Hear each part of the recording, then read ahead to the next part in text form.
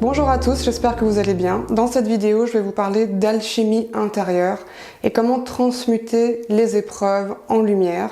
Et enfin, je partagerai avec vous un message global qui me paraît très important par rapport à la situation actuelle, ce qu'on vit actuellement. On peut vraiment dire ça y est, on est rentré dans cette période de tempête.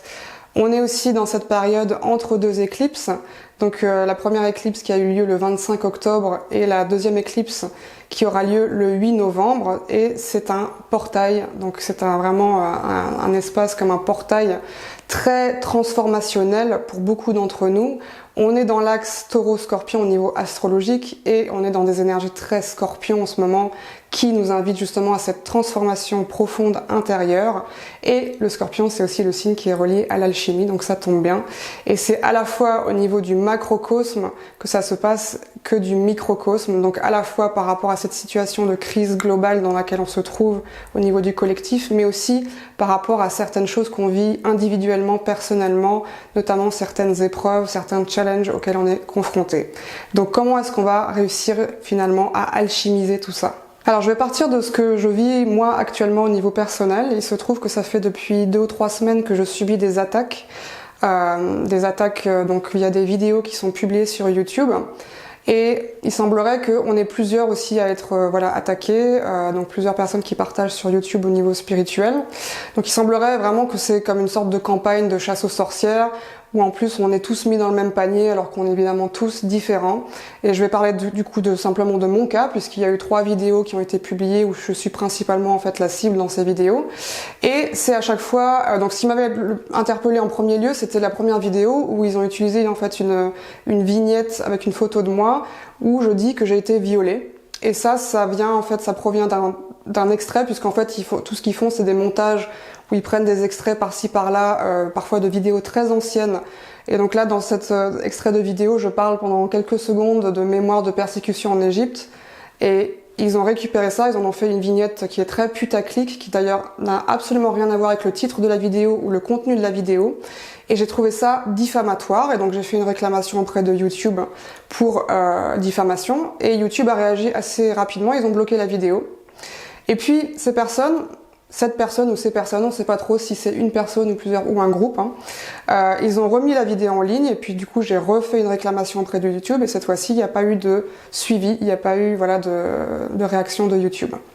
Donc ces vidéos, elles sont vraiment faites dans le but de nuire à la personne. Ce sont des vidéos qui sont humiliantes, où ils déforment la voix, où il y a des montages qui sont faits à partir, comme je vous ai dit, de vidéos très différentes.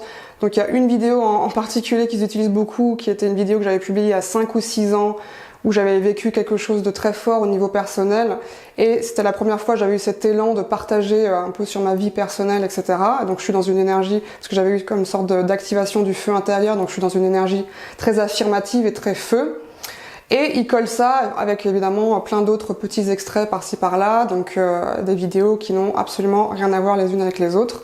Et c'est toujours le même mode opératoire, c'est-à-dire que ils font des montages qui sont en fait basés sur des généralités et des croyances biaisées, c'est-à-dire que le scénario il est déjà établi à l'avance et le montage il est fait en fonction en fait de ce qu'ils ont envie de dire et envie de montrer de la personne, et évidemment toujours dans le même but de nuire et d'humilier la personne. Donc on peut très bien voir aussi que dans cette démarche de putaclic, donc de mettre ma photo avec le mot viol, donc ce qu'il faut savoir c'est qu'il y a plus de 2000 heures de vidéos sur ma chaîne YouTube, et cette personne ou ces personnes ont choisi spécifiquement ça, de mettre en avant ça. Donc je pense que ça parle de soi, donc c'est vraiment, ça dénote aussi un esprit vraiment tordu et pervers quelque part. Ces personnes aussi essayent de nous faire dire en fait que on se prétend nous-mêmes des êtres éveillés, donc qu'on a connu l'éveil avec un grand E.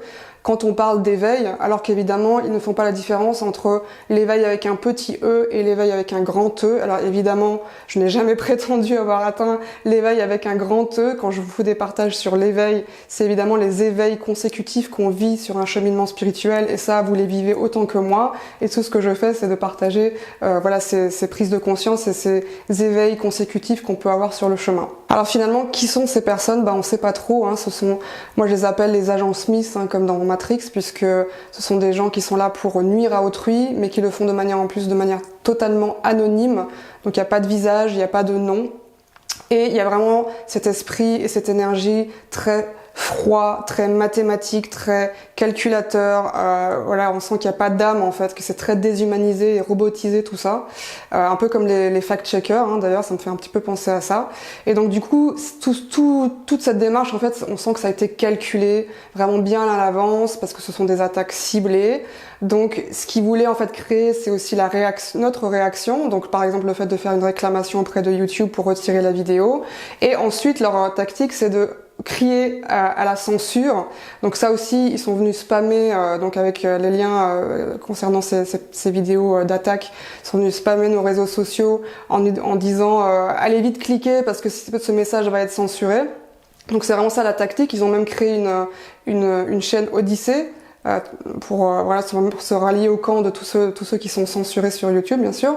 Et c'est vraiment ce qui ça dénote en fait, on connaît trop bien en fait cette manière de faire. C'est simplement cette manière d'inverser les valeurs, cette stratégie d'inversion des valeurs où finalement nous c'est les méchants, nous on est les malhonnêtes et eux ce sont les victimes quelque part. Et c'est important aussi de repérer ces gens par le fait qu'ils sont toujours dans l'anti quelque chose. Leur seul message, c'est d'être anti quelque chose parce que évidemment ils cherchent aussi la notoriété et comme ils n'arrivent pas à l'avoir, eh bien ils sont obligés de se hisser sur les épaules de quelqu'un d'autre pour se faire une place, tout en faisant tout le temps de l'anti. Donc c'est vraiment très différent en fait de la critique, puisque moi je suis aussi très ouverte à toute forme de critique qu'il peut y avoir par rapport à ce que je propose.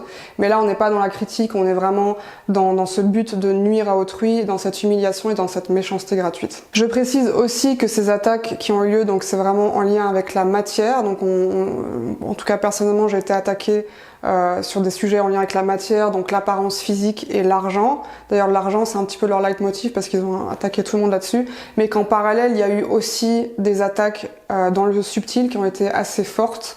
Donc tout ça s'est déroulé vraiment en parallèle. Et pour revenir sur les angles d'attaque, notamment ils ont repris en fait la vidéo de présentation qu'il y a sur mon site pour ma communauté d'abonnés privés l'Arche de Lumière, qui n'est pas publiée sur YouTube d'ailleurs, donc ils sont allés chercher sur mon site et ils l'ont mis dans leur montage, dans leur vidéo sur YouTube.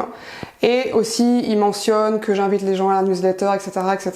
Alors premièrement, je ne ressens aucun besoin vraiment de me justifier par rapport à ça, parce que ces attaques, elles viennent de l'extérieur, elles viennent pas au sein de ma communauté.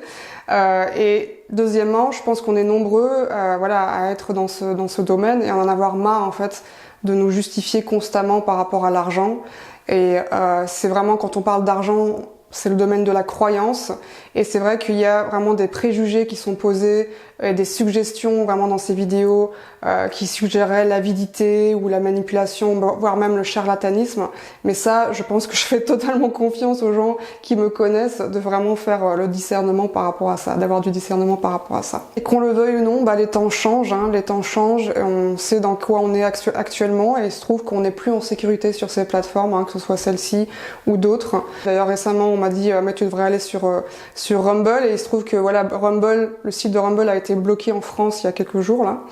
Donc vraiment, il y a vraiment une opération de verrouillage de plus en plus poussée. On est de plus en plus appelés en fait à créer des communautés privées pour pouvoir continuer à transmettre et pour créer simplement un espace de sécurité où on n'est pas parasité, quoi. Et la preuve en est, on n'est plus en sécurité en fait sur ces plateformes.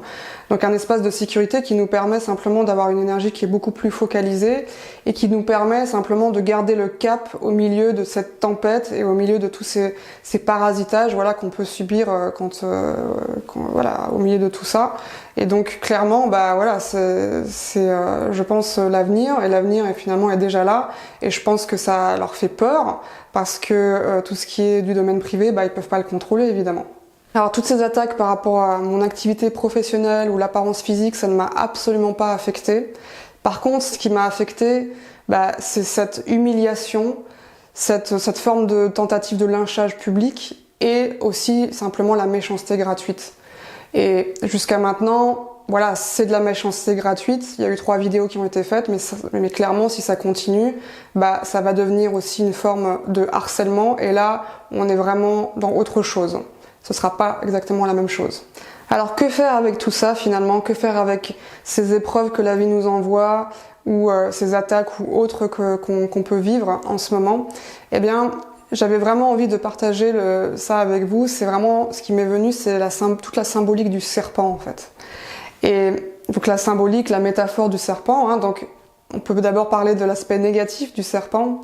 Donc le serpent qui est tapis dans l'ombre, cette énergie qui est froide, qui est rampante, qui observe comme ça, mais dans l'anonymat, justement dans l'ombre, et qui à un moment donné va surgir de derrière le buisson et va nous mordre, et va nous transmettre en fait dans sa morsure le venin qui va venir nous affecter. Et c'est apprendre tout simplement à alchimiser ce venin. Et comment est-ce qu'on va alchimiser ce venin? C'est simplement en le transformant, en utilisant ce venin et en le transformant en élixir de guérison. Donc c'est vraiment très intéressant de faire ce processus.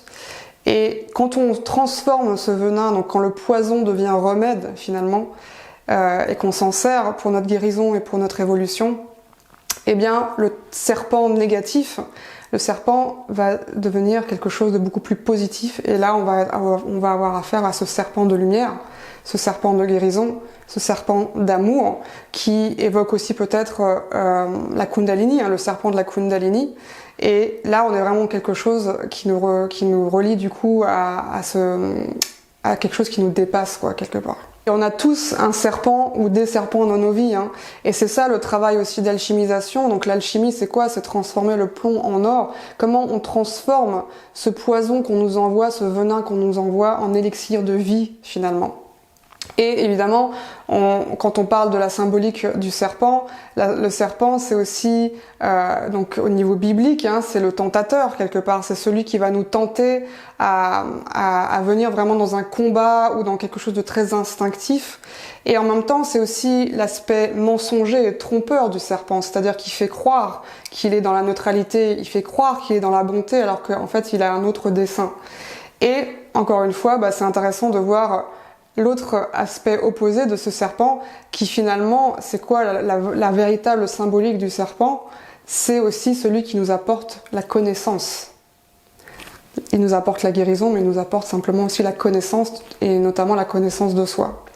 Et d'ailleurs, à travers plein de cultures à travers le monde, on a vraiment cette symbolique du serpent qui revient régulièrement et qui symbolise notamment la guérison, qui symbolise aussi la renaissance, et qui symbolise simplement aussi ce principe de vie, donc par rapport à cette Kundalini, hein, qui est vraiment relié à notre feu intérieur. Donc c'est vraiment très intéressant de faire ce travail alchimique à travers la symbolique du serpent. Et d'ailleurs, c'est aussi relié à toutes ces énergies scorpions dont je vous parlais en début de vidéo, hein. Donc le signe du scorpion est relié vraiment à l'énergie du serpent, mais le serpent qui se transforme, le serpent qui mue, et le serpent qui nous apporte à travers cette transformation la guérison et l'évolution. Et finalement, le message du serpent, c'est que à travers ce serpent négatif qui se transforme en serpent positif, c'est que l'ombre sert toujours la lumière. Et c'est pour ça que je dis merci, merci, merci à ces personnes d'avoir joué leur rôle, car ça me permet vraiment d'aller encore plus profondément dans cette transformation et cette guérison intérieure. Ça me permet vraiment d'aller chercher toutes ces forces de vie à l'intérieur de moi pour pouvoir m'élever au-dessus de tout ça et pouvoir m'élever tout court en fait.